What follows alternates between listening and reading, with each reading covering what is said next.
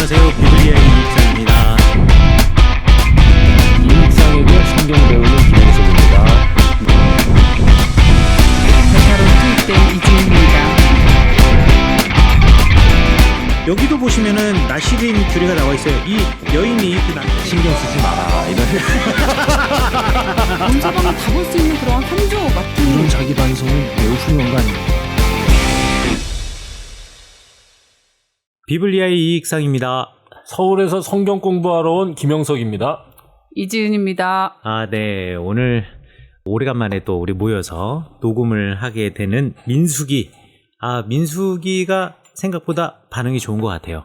그래요? 댓글도 많이 오고 아마 이거 댓글이 오는 이유는 민수기가 좋아서일 수도 있겠지만 또 한편으로는 하도 인터벌이 길어서 댓글이 쌓인 걸 수도 있는데 그런데 민수기 반응 괜찮은 것 같습니다. 생각보다 이게 민수기가 빨리 나가는데도 사실 또 민수기를 이렇게 볼 만한 기회가 없잖아요. 그렇죠. 그러니까 설교도 잘 안 되고. 예, 그래서 관심을 가져주시는 게 아닌가 싶습니다. 그래서 힘을 얻어서 우리 한번 달려가 보도록 하겠습니다. 댓글 소개 먼저 하도록 하겠습니다. 인다플로님, 샬롬, 방송들 감사히 듣고 있습니다. 질문이 있어 드립니다. 구약, 신약, 시간 표기법을 인터넷에 찾아보니 아래 글을 보았습니다. 성경을 자세히 읽다 보면 공관복음의 시간과 요한복음 서신 기록 사이에는 6시간의 시간 차이가 있다는 것을 아시게 될 것입니다. 대다수의 목회자들과 수많은 신학자들이 요한복음에 언급된 시간을 공관복음의 경우처럼 유대인들이 사용한 시간으로 잘못 이해하고 있으며 이러한 경향은 현재까지도 계속 이어지고 있습니다. 하지만 요한복음의 시간은 로마식 표기, 오늘날의 시간 개념을 따른 것입니다. 이 점이 중요합니다. 이런 문제에 대한 바른 이해가 없으면 요한복음 4장 6절 7절에 나오는 야곱의 우물로 물 기르러 온 사마리아 여인이 정오 시간인 12시라고 오해하는 일은 여전히 풀지 못하는 문제로 남게 됩니다. 이제 거기에 야곱의 우물이 있더라. 그런즉 예수님께서 여행에 지치셨으므로 우물에 그대로 걸터 앉으시니라. 때는 6시쯤 되었더라. 요한복음 4장 6절 말씀이고요. 요한복음 4장 7절에서는 한 사마리아 여자가 물 기르러 오매 예수님께서 그녀에게 마실 물을 내게 달라 하시니 라고 하고 있는데 이 사마리아 여인은 성경 기록에 있는 그대로 우리가 사용하는 현대 시간인 오후 6시, 18시에 물을 기르러 온 것인데 남편이 여러 명인 이유로 수치스러움을 피하려고 아무도 다니지 않는 뜨거운 대낮 12시에 우물가에 온 것이라는 것으로 대부분 가르치고 설교합니다. 남편이 여럿인 것이 꼭 수치스러운 것이라는 것은 조금 근거가 궁색합니다. 이는 유대인의 시간과 로마 시간에 대한 차이를 몰라서 발생하는 현상입니다. 라고 이제 책에 쓰여 있다라는 거예요. 저 설명이 맞다면 우물가 여인이 오후 6시에 우물가에 나온 것을 어떻게 이해하면 될까요? 이익상 김영석 목사님 감사합니다. 라고 댓글을 달아주셨습니다. 감사합니다. 근데 이거 이게 요한복음, 이 신약이 또 제가 전공이 아니다 보니까 이거 모르겠네요. 김영석 목사님 코멘트 하실 거 있으신가요? 왜 나한테 어려운 걸 시키고 그래요? 신약 전공이잖아. 하지만 복음서는 아니니까. 이게 애매하죠. 근데 이 책의 내용에 저는 공감하는 부분은 남편이 여럿이어서 아무도 안 보는 시간에 이제 왔다라고 하는 지금까지 이제 해석들에 저도 반감을 갖습니다. 왜냐하면 예수님을 만난 다음에 그 뒤에 당장 행하는 여인의 행동을 보면 여인은 동네 사람들에게 찾아가서 자기가 만난 예수를 전하고 되게 친한 사람인 것 같지? 그렇죠. 그리고 그 사람들이 다 예수님을 초청하는 일이 벌어지거든요. 그러니까 그 여자는 수치스럽게 창피해서 숨어 다니는 소외된 사람은 아니에요. 인싸입니다. 까칠한 인싸. 그러니까 예수님께 약간 까칠하게 대하는 부분을 오히려 강조하는 게 맞다. 그런데 그 까칠함, 그러니까 아무것도 받아들이지 않으려고 하는 사람이 가지고 있는 그 경직된 그 마음을 예수님이 풀어주시기 위해서 그 여인이 가지고 있었던 인생의 비밀들을 설명하신 것이지 여인이 가지고 있는 부끄러움을 드러내시려고 하는 건 아니라는 저는 생각이 들거든요. 그리고 이제 그 이야기의 목적 자체가 예수를 믿게 되는 과정이 기적이 아니라 말씀이었다고 하는 것에 초점이 있습니다. 왜냐하면 요한복음은 예수님을 기적을 통해 믿는 것에 대해서 계속 경고를 하세요. 오병이어 사건이 6장에 나오거든요. 바로 뒤에 이어서. 오병이어 사건 때문에 찾아 나왔던 사람들에게 이거 좋아서 나 찾아 나왔냐고, 아니라고, 말씀을 먹으라고, 이제 이렇게 하고요. 실제로 이 4장의 이 사건도 그 끝이 어떻게 되느냐.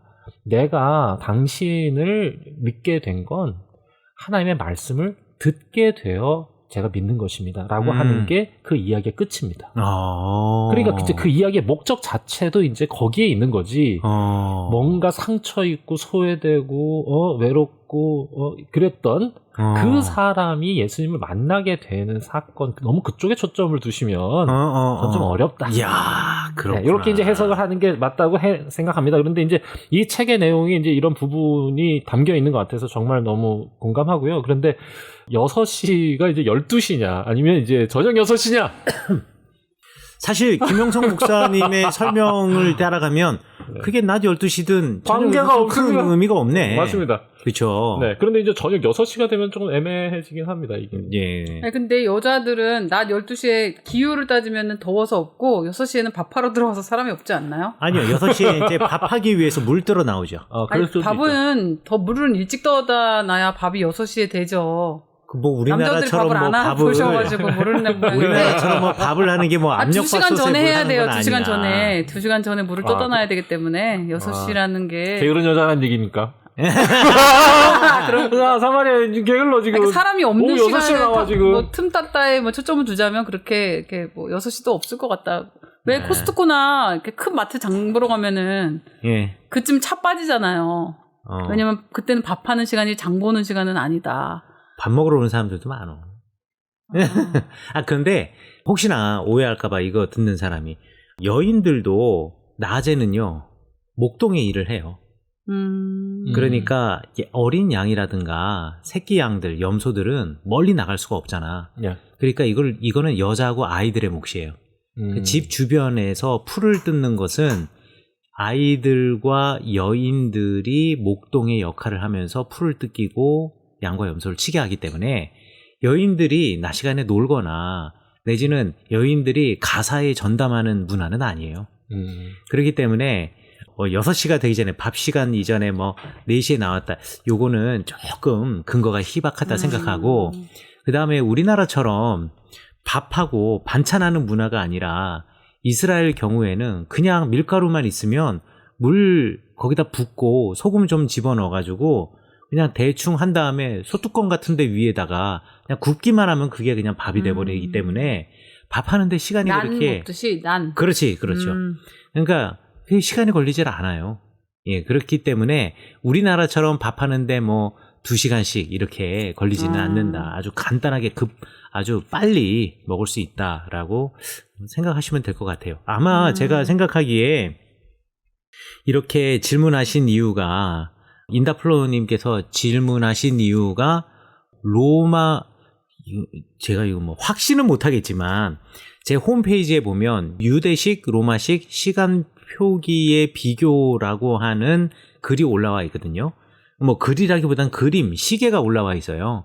그 시계에 보면 유대식 시간 계산법과 현대식 시간 계산법, 그리고 로마식 시간 계산법을 함께 제가 병렬로 두었어요.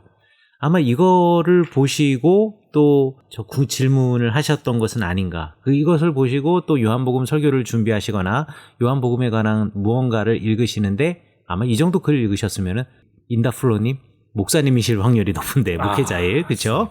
예, 설교를 준비하시면서 요거 이해가 안 간다라고 생각하신 게 아니었던가라고 또 추측은 해보긴 합니다만, 저는 일단 김영성 목사님의 말씀에 아주 크게 동의하고요.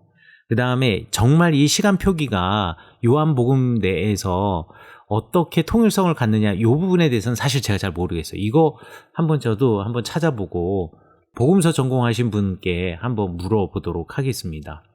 그리고 이제 여기서 덧붙여서 3,000%는 아니지만 설명하면, 로마식 시간 계산법도 2가지가 있다라는 것을 꼭 생각해 주시라. 로마식 시간법이 캘린더 데이가 있고 시빌 데이가 있는데, 시빌 데이하고 캘린더 데이의 차이점은 뭐냐면, 시빌 데이는 우리식으로 따지면 밤 12시부터 시간을 카운팅하는 시간 방법이고요. 캘린더 데이는 아침 6시부터 시간을 카운팅하는 시간 방법이에요. 그러니까 로마식 시간법 계산에도 두 가지가 있네. 두 가지가 있어요. 어허. 만약에 6시간 차이가 나네. 그렇죠. 6시간 차이가 나죠. 만약에 유대식 계산법을 따졌을 때에 캘린더 데이를 하면 캘린더 데이는 유대식 시간법과 똑같아요. 그러니까. 예, 캘린더 데이는 똑같고 대신에 시빌 데이는 오늘 현대식 시간법과 똑같아요. 그러니까 로마식 시간법에도 두 가지 다른 시간표가 있다. 소위 이제 유대 시간이라는 거하고 겹치는 캘린더 데이 캘린더 데이가 있고 분류법이 네. 있고 그다음에 유대식 시간과 6시간 차이 나는 시빌 데이 계산법이 있다. 맞아. 예, 요 정도는 그냥 상식적으로 알아두시면 어디 가서 아는 척 하는데 좋다. 네. 뭐 요 정도로 제가 또 말씀을 드리도록 할게요. 저도 한번 찾아보고 다음 시간에 한번 이 부분에 대해서 말해 보도록 하겠습니다. 그리고 인다플로우님께서 예장 합동교단은 2015년경에 강단 십자가를 떼도록 하였습니다. 인터넷 검색해도 관련 기사들이 나옵니다. 라고 말씀해 주셨습니다. 예장 합동 목사님이신가? 그러신 것 같습니다. 정확한 정보 감사드립니다. 이게 감사합니다. 지난 방송에서 이제 그럴 것이다. 그런 것 같다. 이렇게 방송을 했는데. 아니, 김영성 목사님 확신했고 나는 책임질 수 있어. 이렇게. 그랬는데 거기에 이제 근거를 확실하게 2015년. 네. 2015년경에 강단 십자가 떼도록 했다. 교단 총회에서 결정했다. 예. 네, 감사합니다. 감사합니다. 네. 합동교단이면 총신 그쵸, 계열이죠. 그쪽 계열인 것 같아요. 총신 맞아요. 계열. 네. 그렇구나. 자, 그 다음에 토브님께서 이번 화 듣고 반가운 마음에 댓글 남깁니다. 저도 평소에 신약, 특히 바울에 대해서 어렵다고 느끼고 있었고 개인적으로 복음서 말고 신약에 비해 구약이 더 재밌다고 느끼고 있었는데 이익상 목사님께서 하신 말씀이 평소 제가 느끼고 생각하고 있었던 마음이라 깜짝 놀랐습니다. 제가 좋아하고 존경하는 목사님의 생각과 저희 생각이 같다는 게 얼마나 기분이 좋던지 하루 종일 미소가 떠나지 않았습니다. 민수기 관련 질문이 하나 있어서 댓글을 더 남깁니다. 많은 분들의 설교와 해석을 보면 모세가 가나안 땅에 들어가지 못한 이유가 모세가 분노하며 바위를 쳤기 때문이라는 것이 많았습니다. 그런데 저는 이 무리바 사건 전에 정탐꾼 사건 때 여호수아와 갈렙 말고는 출애굽 1세대 중에 가나안에 들어갈 사람이 없다고 말씀하신 것을 보면서 모세가 가나안 땅에 들어가지 못한 이유가 이미 정해진 것이 아닌가 하는 의문이 들었습니다. 이 구절에 대한 해석이나 설명 부탁드려도 될까요? 라고 질문해 주셨습니다. 너무 좋은 질문 감사합니다. 이거 우리 다음 시간에 다룰 본문입니다. 그때 제가 대답해 드리도록 할게요. 왜 미루고 그래? 왜? 그때 궁금하잖아. 그때 가서 내가 뭐라고 얘기해. 근데 확실한 거는 내가 스포를 조금 해주세요. 스포. 네. 전통에 따라 달려요. 전통에 따라 갈린다. 그렇죠. 좋습니다. 나뉘어진다. 여기까지. 예, 그렇다. 네. 이런 거 다음 말씀드리고 또 방송 꼭 들어야겠습니다. 방송쟁이 다 되셨네. 또 던지시고. 미끼 하나 던져서. 네. 그렇지. 궁금하면 들어야 된다 이겁니다. 네. 네. 토부님 그 위에가 또 이렇게 연결됐네요. 제 개인적인 해석은 율법의 대표인 모세가 천국으로 해석이 되는 구원과 약속의 땅 가나안 땅에 들어가지 못하는 이유는 율법으로 구원받지 못하고 예수로 해석되는 여호수아 새로운 인도자를 통하여야만 구원 약속의 땅으로 들어갈 수 있음을 예표하는 사건으로 생각하고 있습니다. 이 생각과 해석이 괜찮은지 고민이 되어 여쭤봅니다. 라고 질문 이렇게 또 뒤에 덧붙여 주셨는데요. 좋은 설교라고 생각합니다. 좋은 설교인데 구약 성경이 이것을 말하고 있는 것은 아니다. 라고 저는 말하고 싶네요. 이건 이제 신약의 관점에서 이렇게라도 해석할 수 있다. 왜냐하면 신약 성경을 연구하는 사람 중에 과거에는 구약 성경을 신약 성경의 빛에서만 해석해야 된다라고 생각하는 사람들이 있었어요. 그래가지고 모세와 여호수아를 이야기할 때 모세는 율법, 과거를 대표하는 인물로 여호수아가 그 어근이 예수잖아요. 네. 그런데 가나안 땅에 모세는 들어가지 못하고 여호수아와 함께 이스라엘 백성 출애굽 2세대, 그러니까 2세대도요. 1세대, 모세와 함께 1세대는 유대인들을 상징하고 2세대는 여호수아, 예수님과 함께하는 기독교인을 상징한다. 또 그렇게 해석을 하세요. 그러니까 2세대인 기독교인들에게 희망이 있고 구원이 있고 가나안 땅이 허락이 되어진다. 이렇게 과거에는 목회자들이 설교를 하고 또 성경을 해석하고 하는 사람들, 보수적인 분들이 계셨거든요. 뭐 기독교인의 입장에서 좋은 설교일 수는 있겠습니다만 그것이 이제 구약 성경 자체가 말하고자 하는 것은 아니다라는 것은 분명하게 말씀드릴 수가 있겠네요. 네, 그렇습니다. 감사합니다. 그리고 토부님께서 후원을 해주셨는데 숫자를 보고 제가 잠시 헷갈렸습니다. 제가 이게 10,000원이라고 생각을 했는데 10,000원 너무 감사합니다라고 얘기를 하려고 그랬는데 공이 하나 더 붙어 있습니다. 아이고. 너무 감사합니다. 그 이름, 이 아이디가 좋잖아요. 토브. 모든 게 이제 다 좋아. 다 좋아. 공 하나로 이렇게 차이가 나네요. 너무 좋아. 그러니까요. 이 아이디가 토브시잖아. 훌륭하네. 향기가 나시는구만. 토브네요. 최고로 좋습니다. 아이고. 정말 좋습니다. 감사합니다. 감사합니다. 제이유님, 안녕하세요 목사님, 사모님, 미국에서 청취하는 한 애청자입니다. 사모님이 궁금해하셨던 추도 예배는 미국에서 없는 것으로 알고 있습니다. 물론 미국에서 사시는 한인 교포들은 추도 예배를 많이들 드리시지만요. 미국은 기독교가 국교인 나라처럼 일반적인 기독교 문화여서 제사나 추도 예배를 드리지 않습니다. 그렇다고 돌아가신 분을 안 그리워한다든지 잊고 사는 것은 아닙니다. 가족 친지의 묘지가 가까운 곳에 있으면 특정 일이 아니더라도 아무 때나 방문을 하고 특정 일에는 되도록 찾아뵙습니다. 또한 가족 모임이나 명절 때 돌아가신 부모님과의 좋았던 추억을 이야기하며 기억합니다. 모임 때도 지금 당장은 보고 싶어도 볼 수 없는 것이 안타깝지만 한국처럼 경건하고 슬픈 분위기, 엄숙한 분위기는 아닌 즐겁고 화기애애한 분위기입니다. 라고 말씀해 주셨습니다. 그러면 추도 예배 없는 걸로 네. 미국은 일단 없는 것으로 제가 알고 있겠습니다. 가이사랴 빌리뽀님, 오래간만에 댓글 달아주셨네요.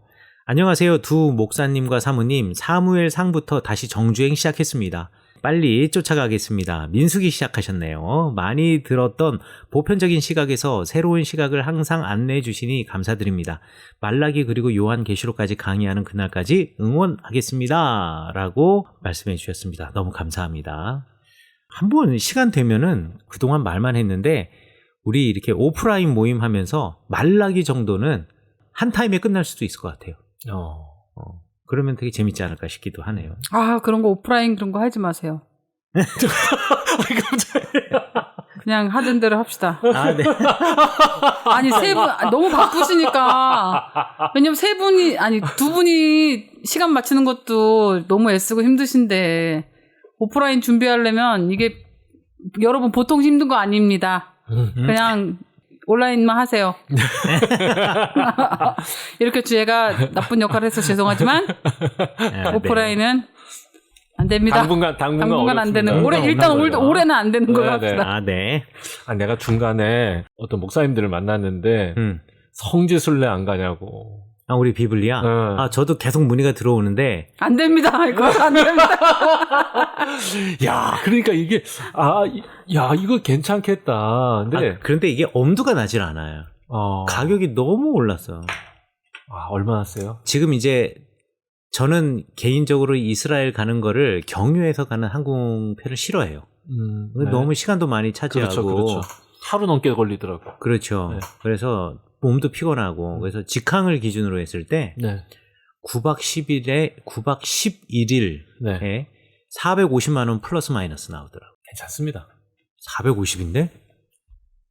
우리처럼 성은교회에서는 안 돼. 아니, 그게 10년 전에 330이었잖아요. 그렇지. 300이 안 될 때도 있었지. 네.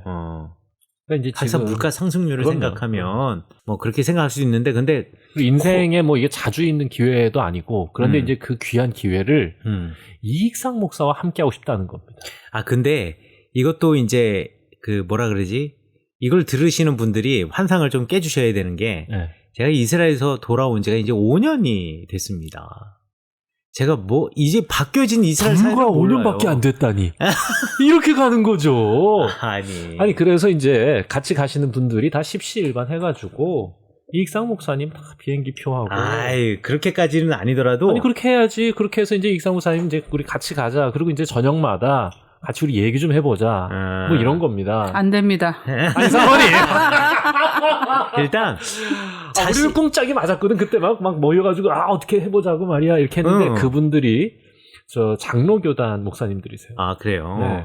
근데 자신감이 없어졌어. 왜냐하면 바뀌어진 지금 시대에 네.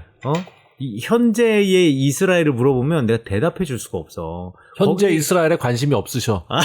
아니 성지순례 가는데 현지가 뭐가 중요해? 그게 뭐가 중요해? 예수님 만나러 가는 건데 무슨 그럼 그게 문제가 아니고. 거기 뭐 통곡의 벽이 뭐 언제 무너져? 그게 있잖아. 아니 그게 아니고요. 내가 요즘은 이게 뭐 정치 상황도 모르고 이러니까. 우린 관심이 없어요. 아니 지금 정치 상황이고 뭐고 떠나서 네. 저희 목사님 지금 건강이 올해 네. 시술을 하셨기 때문에 올해는 일단 알겠습니다. 건강상 안 되는 걸로. 일단 뭐 지금 치트키를 써버리셨어요. 네. 건강 얘기 나오면 어렵거든요. 아, 이제. 그렇지. 안 됩니다.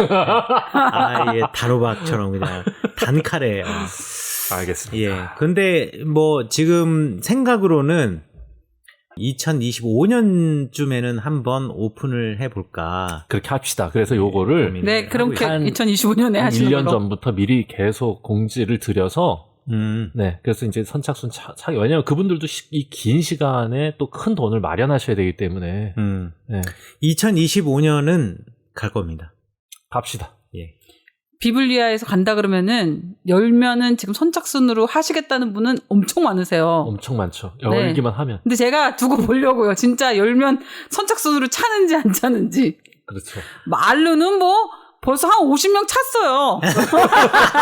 아니 그러니까 그게 돈과 시간. 그렇지. 이제 이게 맞는 게 네, 중요해. 두 허들을 넘어야 되기 때문에 그런 겁니다. 네. 우리- 시간은 되는데 또 돈이 마련 안 되실 수 네. 있고 큰 돈이기 때문에. 우리가 한 번 갔었죠. 비블리아에서 한 번 갔었는데. 갔었어요? 예, 예. 파일럿으로 한 번 갔었어요. 아 그랬어요? 예, 선 입금순으로 해가지고 아. 6명 잘라서 간 적이 있었어요. 아. 예. 선 입금순 할 때는 6명은 진짜 15분 만에 끝났어요. 예. 그분들 복 받았구만. 근데 이제 인원이 한 30명 가까이 되면은 어떻게 될지는 모르겠네. 그러니까 아주 오랜 시간 공지를 해야 돼요. 그 시간을. 그렇지. 언제. 너무 긴 시간이기 때문에 사실 시간 압박도 굉장히 있을 것 같아요. 경제적인 것도 경제적인 거지만. 맞아요. 본인의 상황, 사역의 상황들을 맞춰야 돼요. 특히 이제 여기에 그렇게 열성적으로 꼭 이익상이어야 된다고 얘기하시는 분들은 대부분은 목회자들이에요.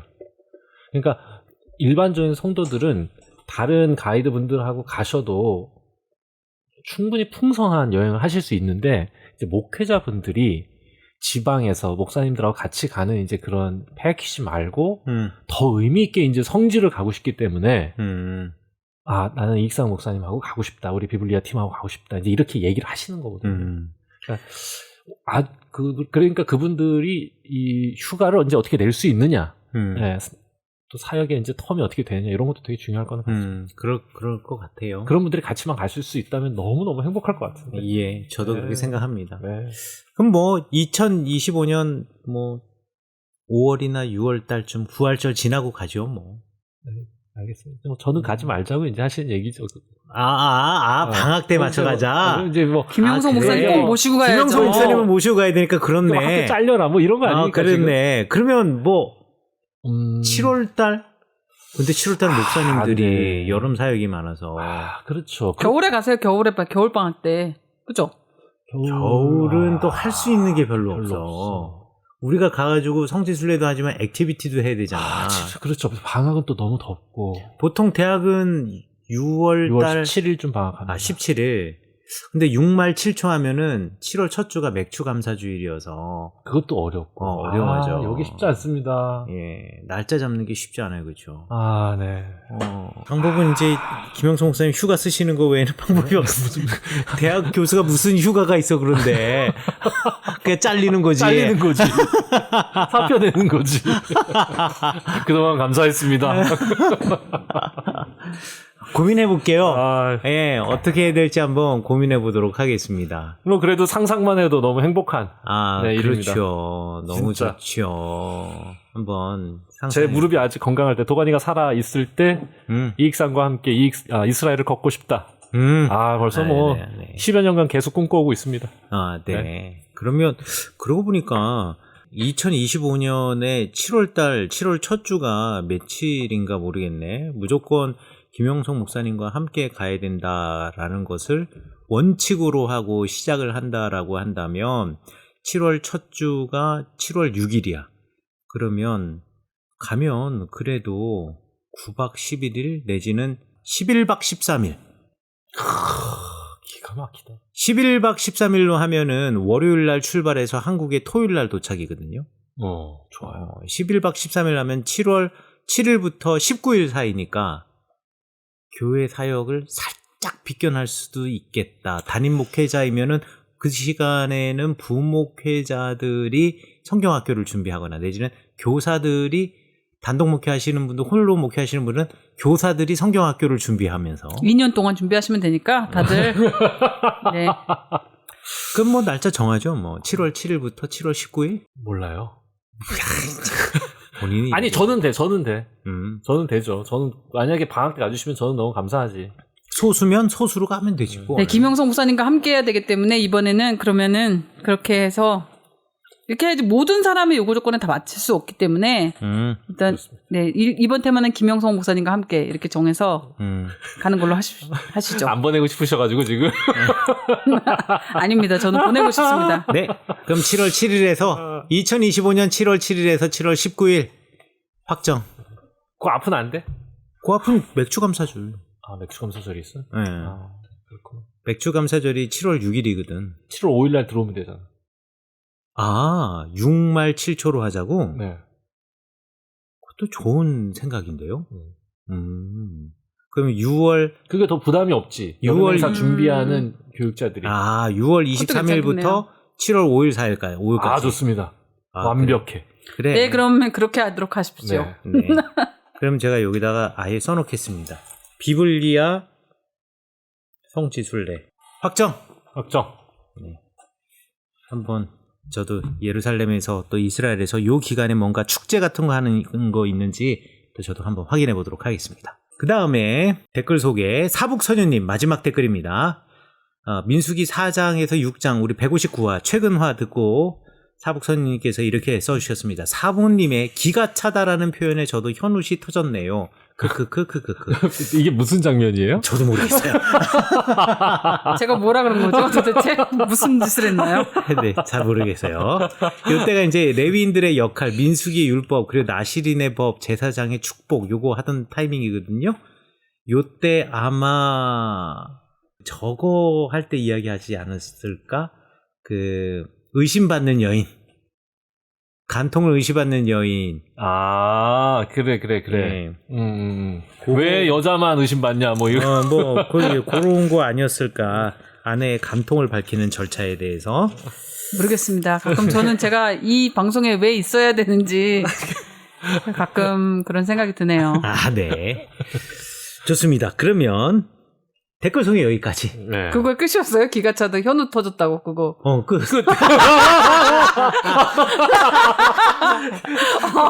네, 바로 저는 그런 존재이네요. 네, 알겠습니다. 네. 자, 그러면 이제 우리 민수기 오늘 7장부터 시작해 보도록 하겠습니다. 들리는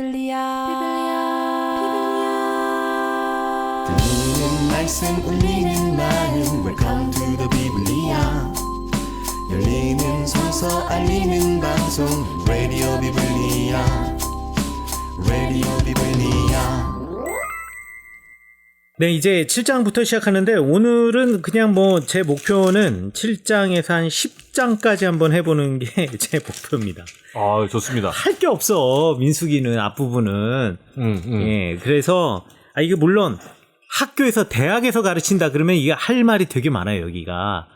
그럼 우습게 생각하는 거예요 지금? 아니 그건 아닌데 왜냐면 이제 막 히브리어로 들어가기 시작하면은 할 말들이 또 있는데 아이고 아니야. 그냥 우리 그럴 필요가 없잖아. 그것도 아니에요. 네, 그럴 필요가 없으니까 네네네. 지금 이 속도 좋아요. 이 속도로 해가지고 네. 민수기를 빨리 끝내. 안 그러면 우리 말라기까지 우리 환갑전에는 가야 되잖아. 아 그러면 그 뒤에 이제 민수기에 100세 시대예요. 걱정하지 마시고 그냥 편하게 하세요.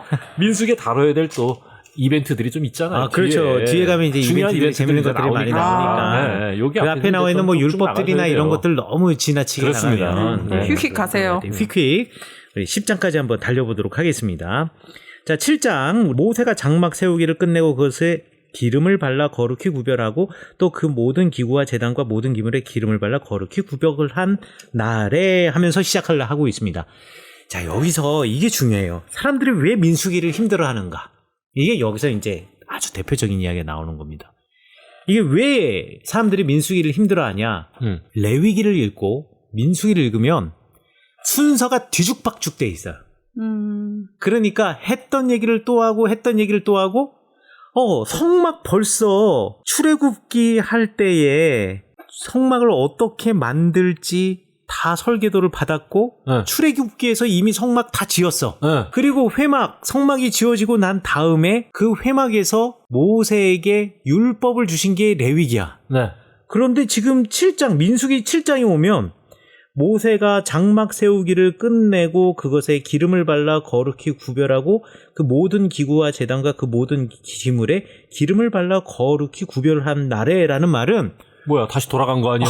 과거로 다시 돌아간 거야. 그러니까 출애굽기 40장 18절에 보면 출애굽하고 난 다음에 그 이듬해 첫째 달 초하루에 성막을 세웠어요.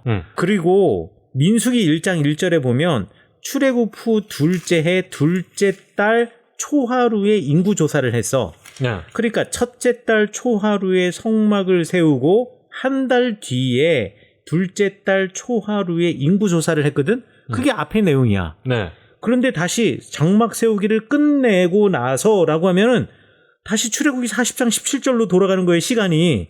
그러네. 한 달 전으로 가는 거네. 그렇지, 한 달 전으로 돌아가는 거야. 그러니까 사람들이 헷갈리는 거예요. 그러니까 사람들이 야 이게 뭐야, 이게 갑자기 그러면 이 법이 시간 순서대로 지금 기록이 안 된 거 아니에요. 그렇죠. 그러니까 헷갈려 할 수밖에 없다라는 거지.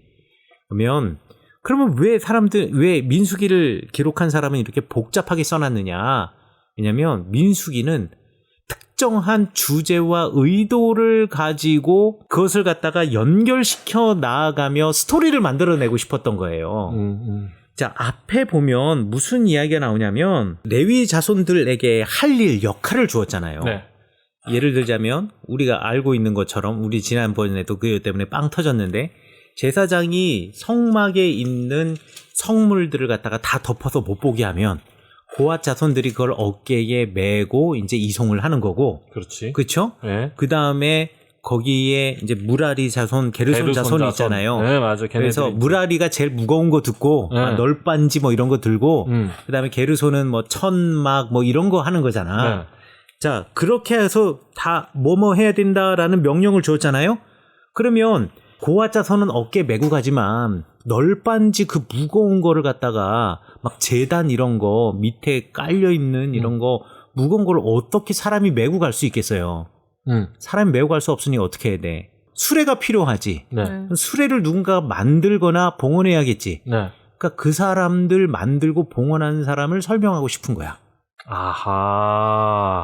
앞에 이제 누가 옮기는지 옮기는 주체들은 다 정해졌어. 고핫, 그렇죠. 게르손, 무라리로 정해졌는데 이제 그 옮기는 물품들. 그 전에 걸 또 얘기하고 기구들. 싶다고요? 그렇죠. 그 기구들을 옮기긴 옮겨야 되는데 그 옮기는 거를 갖다가 성막을 만들고 난 다음 이제 성막을 만든 다음에 그것을 옮기는 아마 수레라든가 소라든가 이런 것들도 미리 다 모아놨을 거야. 다 생각을 해놓고 만들었겠지. 그런데 이걸 옮기는 얘기를 먼저 시작을 했고 지금 행군이 중심이 되니까 그 옮기는 얘기가 나왔으니까 옮기던 얘기가 나오던 끝에 그러면 수레는 누가 했느냐? 그리고 소는 누가 헌물했느냐? 이거를 설명해주고 싶었던 거야. 아하. 그러니까 시간적으로 거꾸로 들어가 버린 거야. 그러니까 요 설명을 해야 되니까. 그렇지. 오케이 이해됐어. 토픽을 따라가다 보니까 오케이. 시간이 막 뒤죽박죽 되어 버렸다. 오케이. 근데 이거를 갖다 생각하지 못하고 야 이게 시간 순서대로 가는데 이게 왜 뭐 이렇게 생각하면 아 이게 왔다 갔다 하면서 헷갈리기 시작하는 거예요. 이게 장소가 어디야, 시간이 어디야, 뭐 이러면서. 그 사람들의 이제 역할을 분배하고 그걸 이제 설명해 주는 책이다 보니 이렇게 헌물을 하고 헌신했던 사람들이 누군지도 이렇게 쭉 나열하면서 설명하는 거잖아요. 그렇죠. 네. 그렇죠. 그렇게 해가지고 성경이 다르네요. 레위기는 이제 제사의 방법이라고 하면은 그렇죠. 요거는 이제 이동에 관한 문제. 네, 이동하면서 거기에 어떤 사람들이 뭘 책임을 맡고 어떤 그렇죠. 역할을 하고 이제 이런 거를 하는 거지. 그렇지. 제사의 내용과는 내용과는 제사의 큰 내용, 없어. 내용과 형식. 요거는 이제 그걸 했던 사람들이 누구냐, 누가 그렇죠. 헌신했냐, 누가 뭐 헌금을 했냐, 그렇죠. 뭐 그런 거지. 그렇죠. 아, 알겠다. 그러면 이제 7장은 그걸 헌금한 사람들, 그렇죠. 헌물한 사람들의 명단이다. 맞습니다. 감사합니다. 헌물한 사람들의 명단이 여기에 쫙 기록이 된 이 긴 이야기가 그래서 다 읽지 않아도 돼. 아, 이건 뭐, 왜 또 다 읽지 않아도 되냐? 이게 정말 중요한 건데요. 헌금 명세 명세서. 헌금 명세서. 기부금 영수증이야. 그렇구만. 기부금 영수증. 야, 이런 그렇지. 기부금 영수증이니까 다 읽지 않아도 상관없는데 기부금 영수증의 특징이 하나 있어요. 네. 12지파가 다 동일하고 똑같이 했다라는 거야. 누구 하나 이 지파는 소 2마리 이거 아니야. 똑같이 소 1마리, 똑같이 수레 1개. 이렇게 해서 모든 사람이 다 동일해. 모든 지파가 다 동일해. 동일하게 헌물했다. 그렇죠. 그 이유는요? 많이 갖고 덜 갖고 많이 하고 덜 하고의 문제가 아니라 하나님 앞에서 모두 다 함께 했다라는 것을 말하고 싶었던 거예요. 그러면은 부담스럽지 않은 선에서 했을 수도 있겠네요. 왜냐면 지파별로 다 똑같이 뭐랄까 형편이 똑같지 않았을 수도 있잖아요. 아니 한 지파에서 여기 보면 잘 봐요. 제가 하나 알려드릴게요. 하나 읽어드릴게요. 3절입니다. 그들이 여호와께 드린 헌물은 덮개 있는 수레 6대와 소 12마리니 지휘관 2사람의 수레가 하나씩이요 지휘관 1사람의 소가 1마리씩이라 그것을 장막 앞에 드린지라 라고 이야기를 하고 있어. 그러면서 쭉 헌물에 관한 이야기가 쭉 나오거든요. 여기 보면 첫째 날에 드린 헌물은 유다 지파 암미나답의 아들 나손인데 그의 헌물은 성소의 세겔로 130세겔 무게의 은반 하나, 그 다음에 은발이 하나, 그 다음에 고운 가루를 채운 소재물 하나, 번제물 하나, 속제물 하나, 화제물 하나. 이 정도는 한 지파의 우두머리 지휘관으로서는 감당해낼 수 있는 수준이다. 그러니까 누가 많이 했나 적게 했나 뭐 이런 걸로 논쟁이 일어나지 않게끔. 그렇죠. 똑같이. 모두가 똑같이. 내가 이 성막의 지분이 얼마야. 뭐 이런 거 아니라는 거야. 모두가 똑같이. 그렇죠. 누구도 소외시키지 않고. 그렇죠. 누구도 주목하지 않게. 그렇죠. 네. 너무 좋습니다. 예. 그러니까 정확하게 이걸 분배해 준 건가요? 그러니까 이제 각 지파별로 그렇죠. 동일하게 그렇죠. 이렇게 참여해라. 그렇죠. 그렇기 때문에 여기에 있는 것은 이제 기부금 영수증이자 이 기부금 영수증에서 특별한 것, 독특한 것은 모든 지파의 대표들이 똑같이 헌물했다. 똑같은 양. 그거를 이제 12지파를 다 쓰다 보니까 이렇게 많아. 이렇게 길어져 버렸구만. 그렇지, 이렇게 많아. 그러면 정말 읽어야 되는데 어디냐? 84절부터 읽으면 돼. 아이고. 성경에 84절 있는 것도 신기하지.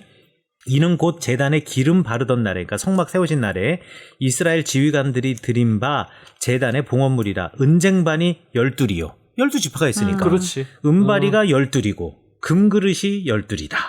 이렇게 이야기를 하고 있어요.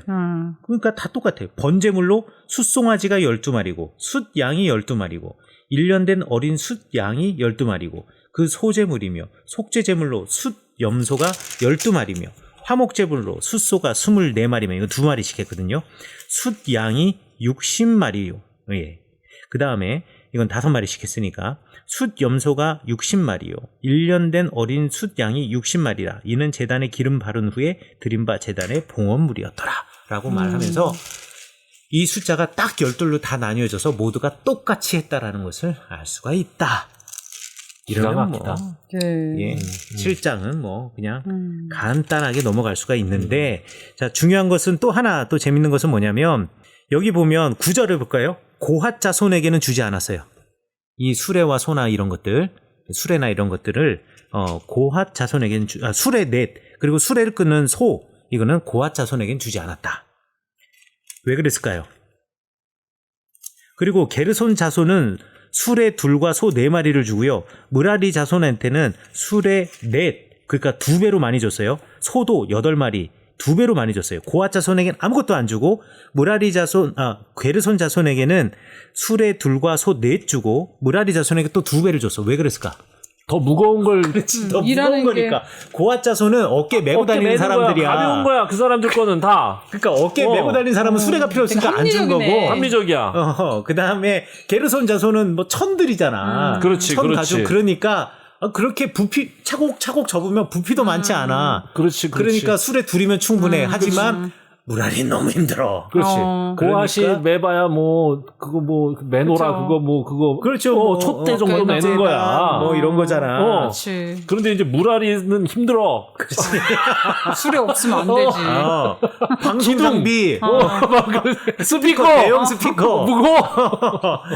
그러니까 더 많은 수레와 소를 주었다라고 공평하게 지금 나누고 있다. 야, 이런 설명을 어디서 듣냐고. 진짜. 네? 이거는 비불리하게 이런 설명을 어디서 들어? 성경에 나와 있잖아. 이걸 아무도 관심 안 갖거든. 아, 그렇지. 그리고 그렇죠. 모르는 건 이거 뭐 모르겠다. 이러고 그냥 넘겨버리는데. 그게 사람 이름 막 나오기 시작하면 이제 다 점프지 뭐. 야, 근데 이제 민수기 7장을 가지고 주일날 설교하기는 어렵습니다만 민수기 7장을 새벽 기도에는 꼭 다루거든요. 아 그래? 한 장씩 그렇지, 하니까. 한 장씩 하니까. 아, 이거 민수기 7장 설교하시는 모든 분들에게 필독이래. 필청. 필청. 그렇죠. 그래서 고핫 자손, 특별히 성물에 대해서는 어깨로 매야 한다. 그런데 우리 지난번에 사무엘 하면서 사무엘하 6장에 보면 우사 죽는 이야기 나오잖아요. 네. 우사가 왜 죽어? 수레 이거는 사실 다윗이 잘못한 거라 그때 그랬어요. 네. 아니 하나님의 거룩한 법궤는 블레셋 사람들은 몰라서 암소 2마리의 수레를 끌게 해가지고 가게 하지만 다윗은 이미 이스라엘 백성이고 분명히 하나님의 말씀을 잘 알고 있었을 텐데 그런데 마치 블레셋 사람들과 똑같이 법궤를 대하잖아. 그래가지고 베레스 우사라는 곳으로 가면서 수레에다가 법궤를 싣고 가잖아요. 네. 사실 제사장들을 불러서 특별히 고핫 자손들을 불러서 메고 가게 메고 가게 해야 하는데 네, 맞습니다. 그래서 결국 우사와 아효가 그거를 하지 못해서 우사가 죽게 되잖아요. 네. 그 다윗의 실수 그것과 함께 이 고핫 자손이 아무것도 받지 않고 어깨에 메고 간다라는 거 꼭 한번 생각해 보면 좋겠다라고 생각해. 다시 한번 여러분들 리마인드 지난번에 사무엘 하의 이야기를 리마인드 시켜줍니다. 그 다음에 또 하나 있어요. 지금 또 하나 있는데 그게 뭐냐면 제단에 기름을 바르던 날 이게 성막이 세워진 날이거든요. 네. 근데 이게 레위기 이제 8장하고 민수기 7장 8장이 이게 서로 같은 날에 벌어지는 일이라고 생각하셔야 돼요. 예, 레위기 8장, 9장, 10장이 뭐냐면 대제사장이 이제 취임하는 예식이거든요. 아, 그리고 아론이 첫 제사를 드리는 그렇지, 그날의 첫 제사를 이야기. 드리는. 첫 제사 드리는 자, 그럼 날. 첫 제사를 드릴 때 아론 네. 혼자 제사 드릴 수 없잖아요. 예. 레위인도 함께 일해야겠죠. 네네. 그러면 레위인도 거룩하게 구별을 해줘야 되잖아. 네. 그 이야기가 민수기 8장에 나오거든. 그리고 레위기 7장은 지휘관들, 그러니까 제일 먼저 제사 드리는 사람은 제사장이고 그 다음에 레위인들이 제사를 드리고 내지는 레위인들을 거룩하게 먼저 하고 레위인들을 거룩하게 하면서 제사장도 함께 하고 내지는 둘을 동시에 하고 그리고 그들이 끝나고 난 다음에 지휘관들도 제일 먼저 제사를 드리거든요. 네. 그렇다면 지금 7장은 지휘관들이 제사 드리는 이야기, 봉헌하는 이야기가 나와요. 그러니 민수기 7장에 지휘관이 봉헌하는 이야기와 민수기 8장에서 레위인들을 거룩하게 하는 이야기는 레위기 8장. 민수기 8장. 민수기 8장? 그래? 민수기 뒤에? 8장. 예. 레위인들을 거룩하게 하는 이야기는 레위기 8장에 제사장이 처음 제사를 드리기 위해서 관유를 부음받고 거룩하게 되는 그 날과 동일한 날이었을 확률이 높다라는 거예요. 아. 그러니까 이 민수기에 나와 있는 내용이 시기적으로 인구 조사하기 한 달 전의 이야기로 돌아가서 지금 이야기를 토픽에 맞춰서 가고 있다. 라는 걸 생각해 주시면 되겠다라고 생각하시면 돼요. 이게 해결이 안 되면은 아니 벌써 레위기 8장에서 8장, 9장, 10장에서 제사장들은 제사를 드리기 시작했는데 지금 민수기 8장에 와서 레위인들을 회막에서 봉사할 수 있도록 거룩하게 구별하기 위해 이 사람들을 안수하고 뭐 이러면 그러면 레위기 8장에서 아론이 제사를 드릴 때에는 그럼 누가 레위인들 뭐 했어요? 이런 질문이 들고 또 한 것 같은 느낌도 들고 하잖아요. 네. 그러니까 우리가 읽으실 때 민수기 7, 8장과 레위기 8장은 거의 동시에 벌어진 일이다. 순서는 좀 차이가 있을지라도 라고 생각하시면 되겠습니다. 그러니까 이제 레위기는 아론에게 초점이 있다면 예, 제사장에게 초점이 맞춰져 있어요. 민수기의 지금 요 8장의 내용은 그 아론을 보좌하던 레위인들에게 초점을 맞추고 있는 거다. 그렇죠. 그날의 아론과 이야기인데. 함께 레위인들에게 그렇지. 초점을 맞추고 있다 생각하시면 될 것 같아요. 여기 봐 소파 우리 집에 있어 의자로 소파로 침대로 여기 보는 편안해 여기 보러 힐링해 여기 보러 모두 행복해 여기 봐 자, 그리고 여기 보면 제단을 만들고 지금 제사장 지금 취임했죠. 그 다음에 레위인들 거룩하게 했죠. 그리고 난 다음에 제일 먼저 이스라엘 백성들 가운데는 우리말 성경엔 지휘관이라고 되어 있는데 맞아요. 인도자, 최고 리더들. 이스라엘 공동체의 최고 리더들이 제일 먼저 제사를 드리고 봉헌하는 이야기가 나와요. 제사를 드리고 봉헌하는 이야기가 있는데 이거를 보면은 사실 이게 뭐 오늘날 우리 교회와 맞다라고 똑같다라고 말할 수는 없지만 교회에서 직분이라는 것도 한 사람이 그 교회 공동체에서 누리는 자리의 높이와 위치가 아니라 헌신의 순서와 무게라는 것을 우리가 좀 기억해야 되지 않을까라는 생각이 들어요.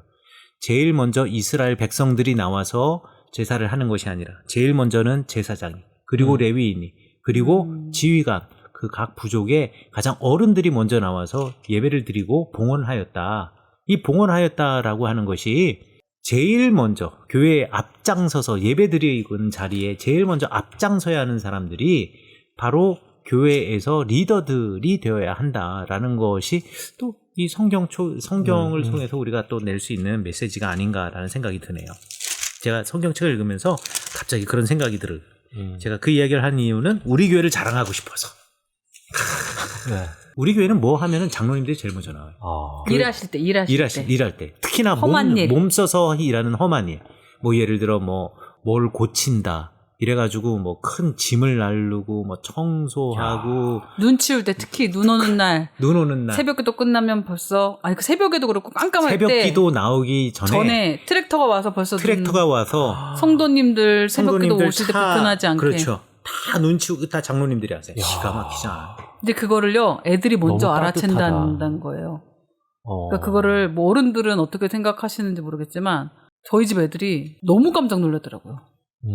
어떻게 장로님들이 저런 일을 해? 이렇게 놀라는 거 있잖아요. 장로님들은 보통 하시는 일이 그런 일이라고 생각을 못했던 거죠. 기획위원회에서 이제 의결하는 분들이라고 그리고 이렇게 양복 있죠. 입고 멋있게 이렇게 하시고 이렇게 그렇게 생각했는데 트랙터로 장로님들이 낮이구나, 뭐 새벽이거나 이렇게 낮에도 눈이 뭐 새벽 밤낮 가리고 오는 게 아니잖아요. 그런데 그렇게 낮에도 오셔서 눈 오기 시작하면 벌써 교회 싹 치워놓으시고 와. 뭐 다른 일에도 장로님들이 오셔서 이렇게 우리 교회 어마어마합니다. 하시니까 뭐 화단 만들거나 뭐 교회 무슨 다른 일을 하실 때도 어떤 한 분이 아니라 장로님들이요. 그렇죠. 들이 다 나와요. 예. 그러니까 이게 오랜 시간 동안 쌓여온 이 교회만의 아주 훌륭한 문화잖아요. 그렇죠. 신앙의 전통인 거죠. 전통이죠. 그리고 그렇게 해서 멋있다. 교회에서 무슨 행사를 해서 사람들이 모이면 장로님 아내 권사님들이 시간을 맞추어서 서로 이렇게 뭐라 그러지? 제가 보기에는 짜는 것 같아. 시간대별로 간식을 계속 가져오세요. 새참을 가지고 오죠. 그렇지. 그래가지고 일하면서도 너무 즐겁고 재밌어요. 그리고 그 아내 권사님들과 또 권사님들이 계시잖아요. 권사님 집사님들. 그렇게 다 여선교회죠. 어떻게 보면. 그분들이 오셔서 이렇게 여성교회 남성교회에서 다 같이 일하시는 분위기가 되는 거죠. 참 그래서 이 민수기에서 말하는 가장 이상적인 이 예배의 모습이 이제 현현되어 있는 민수기 7장이 그대로 나타나는 교회. 그렇지. 아하. 그게 우리 교회다라는 것을 이제 깨알 자랑을 한번. 아, 그렇구만. 여기 보니까 다 첫째 날에 누가, 둘째 날에 누가가 나와. 그쵸? 그렇지. 예. 그래서 이제 꼭 한번 자랑하고 싶었습니다. 네, 사심방송. 자, 그런데 여기 7장 89절에 또 우리 민수기가 제사장의 신학이라 그랬잖아요. 네. 제사장 신학에 또 깨알 자랑, 또 제사장 신학에 그 깨알 디테일이 여기 들어가 있습니다. 뭐가 들어가 있냐면 89절. 모세가 회막에 들어가서 여호와께 말하려 할 때에 증거계 위 속죄소 위의 두 그룹 사이에서 자기에게 말씀하시는 목소리를 들었으니 여호와께서 그에게 말씀하심이었더라 라고 이야기를 하고 있어요. 여기 보면 증거계 위 속죄소 위의 두 그룹 사이에서 자기에게 말씀하시는 목소리를 들었어. 가가지고 그 성막 안에 들어가서 이 모세가 지성소 안에 들어갔을까요? 안 들어갔을까요? 못 들어간 거 아니에요? 그렇죠. 못 들어가요. 모세는 못 들어가. 제사장만 들어가니까. 대제사장만 들어갈 수 있어요. 대제사장만 지성소에 한 번, 1년에 한 번 들어갈 수가 있어요. 자, 그런데 모세조차도 못 들어가는 그 지성소에 우리 아론은 들어가시잖아. 이런 깨알 자랑들이 민수기에 삭삭 숨어져 있다. 그래서 모세가 하나님을 만날 때, 특히나 성막에 들어갈 때 성막 회막 문 앞에서 내지는 이런 표현들이 많이 나와. 그리고 성막에서, 회막에서 이런 표현들은 나오지만 항상 목소리만 듣지 그 모세가 뭐 어떻게 됐다 이런 아론의 권위를 넘어서는 표현들이 안 나와. 그래서 지성소에 들어갈 수 있고 그리고 그것을 성물을 직접 만질 수 있는 이는 아론밖에 없다라는 것을 깨알 자랑으로 삭삭 숨겨놓고 있다. 요거 찾는 재미도 민수기를 읽으면서 여러분들 한번 찾아보는 재미도 좋다. 아니 89절이 그런 거라고요? 예, 그거가 숨겨져 있는 거예요. 회막에 들어가서 지성소에 들어가서가 아니에요. 증거계와 속죄소 이야기하는데 증거계와 속죄소는 지성소 안에 들어가 있잖아. 그러니까 그 안에 근데 말하려 할 때 네, 증거계 위가 속죄소잖아요. 그렇지. 네. 거기서 나오는 소리를 들었다. 그렇죠. 거기 이제 그룹이 이렇게 생긴 거고 거기에서 뭔가 사운드가 들린 건데 그럼 그 모세가 들은 거잖아. 그렇지. 모세는 듣기만 하지, 그러니까 지성소 안에 들어갈 수 없다. 못 들어가. 너 못 들어가. 우리 아론만 들어갈 수 있어. 그런데 그게 그 사이에서 나는 소리인지 어떻게 알아? 그거는 기록한 사람이 그렇게 기록한 걸 내가 어떻게 알아? 그런가? 그러니까 모세는 차라리 그냥 지성소 앞에서 목소리를 들었다. 그냥 이렇게 쓰지. 이거 이렇게 복잡하게 써가지고 마치 모세가 그 지성소 안에 그 속죄소 그 위에 있는 그룹 그 가운데 그 공간이 있어. 거기에서 사운드가 나는 거를 들렸다 이렇게 하니까 꼭 모세가 거기 들어간 것처럼 이제 느껴진다 이거지. 나 같은 사람이 읽으면. 그렇죠. 뭐 그렇게 생각할 수 있는데 요거는 이제 그거와는 좀 관계가 없다. 아하. 여기서 일단 모세하고 선을 긋는 거죠. 그렇죠. 그렇지. 아론과 모세는 선을 긋는 거야. 그렇죠. 선을 그어놓는다라고 여러분들이 생각하시면 될 것 같아요. 자, 그 다음에 우리 8장. 8장에서 우리 4절까지만 하고 이번 회는 끝나는 것으로. 그래요? 벌써? 벌써 50분이 훨씬 넘었어요. 조금 아이고. 있으면 이거 끝나면 1시간 넘어요. 우리가 잡담이 너무 길었어. 이번에는. 자, 8장 1절부터 4절까지는 뭐냐면 등잔을 차려놓는 방식에 대해서 이야기를 하고 있어요. 지금 모세가 회막에 들어갔잖아요. 회막에 들어갔으니 회막 안에 들어가 있는 회막에서 하나님의 임재의 상징이면서 그리고 하나님의 그 임재의 상징이라는 게 왜 이 신의 산에서 이 회막이 작은 신의 산이라고 제가 말씀드렸잖아요. 네. 그래서 출애굽기 19장에 그 연기처럼 올라가는 그 구름 속에서 빛나는 번쩍번쩍 빛나는 그 빛이 하나님의 현현을 보여주고 있다라고 말씀드렸는데 그 현현이 바로 등잔대에서 반짝반짝 빛나는 빛, 이것을 이야기하는 거거든요. 그러니까 이제 아마 들어가면서 이 등잔을 차려놓는 방식이 갑자기 쑥 이 안에 들어온 이유는 모세가 회막에 들어가서 주님의 말씀을 들었다고 한다면 그 안에 하나님의 현현이 있을 텐데 그 하나님의 현현이 등잔이니 그 등잔을 이야기하고 싶었던 것이 아닌가. 이건 그냥 추측이에요. 그렇게 해가지고 여기 등잔을 차려놓는 방식에 대해서 이야기를 하고 있는데 여기 등잔을 차려놓는 방식에서 좀 독특한 표현이 있어요. 어떤 표현이 있냐면 2절 아론에게 말하여 이르라 등불을 켤 때에는 7 등잔을 등잔대 앞으로 비추게 할지니라 하시매 라고 되어 있어요. 등잔에 불을 붙이면 빛이 사방으로 비쳐나가지 빛이 앞으로 가지는 않잖아. 그러니까 뒤에 반사판을 놓는 건가? 그러니까 지금 이 표현을 보면 등잔 뒤에 반사판이 있나? 이런 생각을 하게 되는데 성경을 읽다 보면 그런 또 의미는 없어요. 그런 것을 유추할 만한 어떤 그 구절들이 없어요. 그러면 뭔가 의도적인 이유가 있어서 등잔대 앞으로 비추게 하라라는 표현을 했을 것인데 그러면 등잔대 앞에는 뭐가 있냐라는 거예요. 등잔대 앞은 우리가 이제 성막에 딱 들어가면 아무것도 없어. 성소에 오른쪽에는 떡상이 있잖아. 떡상이 왼쪽에 있고 거기에 메노라. 12개의 떡들, 진설병이 있고 한가운데는 향단이 있고 그 다음에 왼쪽에는 들어가는 것을 기준으로 해서 왼쪽에는 이 등대가 있는 거예요. 그리고 그 등대의 맨 끝에 등잔이 붙어 있는 거지. 자, 그러면 등대와 떡상이 서로 마주보게 되는 구조예요. 그러면 등대 메노라에서 불이 비쳐서 앞을 향하여 간다 그러면 그 불이 어디를 향해 가는 거예요? 떡?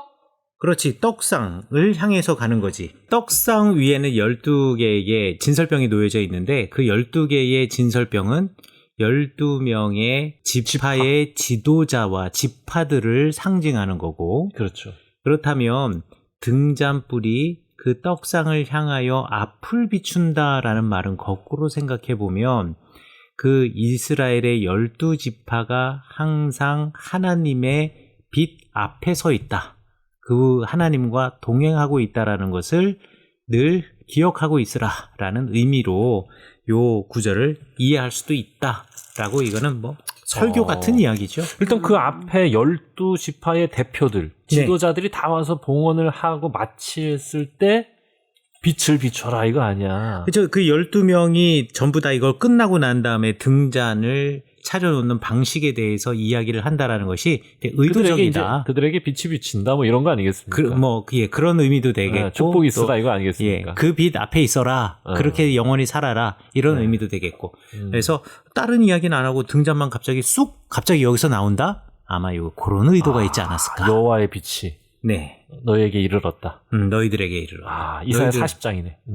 너희들 그 앞에서 살아라. 아이 멋지다. 그렇습니다. 그래서 오늘은 8장 4절까지 하고요. 8장 5절 우리 레위인을 요제로 여호와께 드리다. 요 이야기는 우리 다음 주부터 시작을 하도록 하겠습니다. 알겠습니다. 레위인이 제물이에요. 자, 한번 가보도록 하겠습니다. 다음 주에 뵙겠습니다. 네. 네, 감사합니다. 감사합니다.